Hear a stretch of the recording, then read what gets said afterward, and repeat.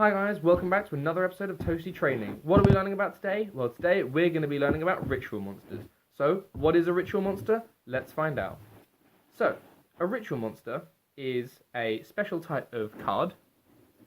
They are a monster card that has a blue border on the outside as opposed to the generic orange border.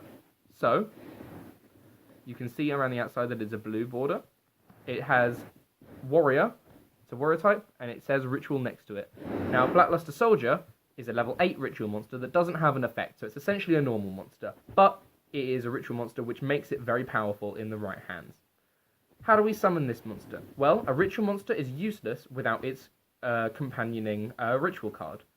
So, a ritual card is rather easy to see. It is a spell card, but on the card, you can see in the top right-hand corner, there is a flame symbol where spell card says.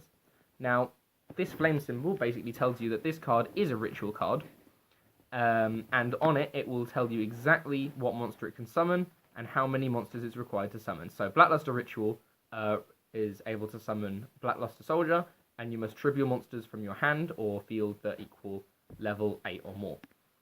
So, how would we use this in a deck? Well, say we had a monster, we had in our hands, we had our ritual monster, and we had a monster that we could use to summon it. So, if we meet the conditions of this, we can play our spell card like normal. Everything would be hunky-dory. And then we contribute from, we select the ritual monster we want to summon. So, if we want to summon Blackluster Soldier, we tell them that, and then we need to tribute monsters from our hand that equal that levels of the monster. So, I have Windrose, the Elemental Lord. As you can see, it's a level 8 monster, which is exactly what we need to summon this ritual monster. So we send this to the graveyard, and then we can ritual summon this. A ritual summon does count as a special summon, and it's not an extra deck monster, so with the new link format, it doesn't need to go in your extra zone, but we'll talk about that in a completely different video, and we'll talk about why it's pointless. Once you've summoned the ritual monster, you can send the spell card to the graveyard, and you have your ritual monster. Now, they're basically just really strong monsters, that some have an effect and some don't. Some of the original ritual monsters didn't have an effect and were just quite weak, but then you had other ones like Relinquished, which did have an effect and was really good when you compared it with its other cards like Thousand Eyes Restrict to form Thousand Eyes Idol. Thousand Eyes Idol to form Thousand Eyes Restrict, that's the right way. Oh my god, this necklace will not stay still. But yeah, this isn't the only way you can summon a ritual monster with its ritual card. Some ritual cards are incredibly different. So, here's another ritual monster. This is Cyber Angel Benton. Okay, it's a level 6 light type ritual monster, machine type down there, and it has an effect. This was from the GX series, so they were getting a little bit more creative with their fusion and ritual monsters.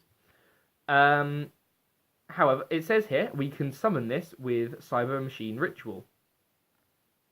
Machine Angel Ritual, there we are. However, we're not going to use its ritual card. We're going to use another ritual card known as Sprite's Blessing. Now, Sprite's Blessing is, as you can see by the little flame symbol, is a ritual card. However, it states on it that this can be used to summon any light ritual monster. So that could be Cyber Angel Benton or any other light type monster. Light type ritual monster, of course. However, we must tribute monsters from our hand or field who are exactly the same level as the ritual monster we're trying to summon. So, if we're trying to summon Cyber Angel Benton, we need to have a level 6 monster or monsters that equal level 6 when we tribute them. How would we use this? Let's find out. So, if we have these cards in our hand, and I meet the conditions I use can summon the Cyber Angel, I can activate Sprite's Blessing as a normal spell, declare that I'm going to summon Cyber Angel Benton, and then I can use the other monsters in my hand to ritual summon.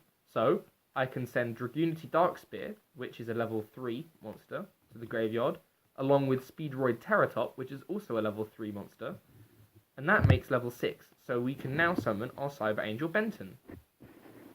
These monsters don't have to be in our hand, they could be on the field already, and we could tribute both of them to summon Cyber Angel Benton.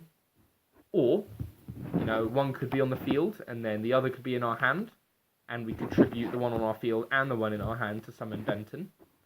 it really doesn't matter. It's very versatile. Ritual monsters are incredibly good to use, and there are many decks that revolve around them, and many decks that can accommodate them. So, if you're using a light type deck, I would suggest Saphira, Queen of Dragons, because her effects rely on light type monsters being sent from the deck to the graveyard, of your hand to the graveyard, and they activate her effect. So I have it in my Star Seraph monsters, which is a very good. I recommend that deck with Saphira, the Queen of Dragons, and her corresponding ritual card, Hymn of Light. So yeah, that's all about ritual monsters. In our next episode, we're going to be talking about synchro monsters, which are very complex to summon. They're the most complicated in my eyes. So that's going to be a good video. So I'll see you in the next one. Have a good day. See you in the next episode, I guess. Bye.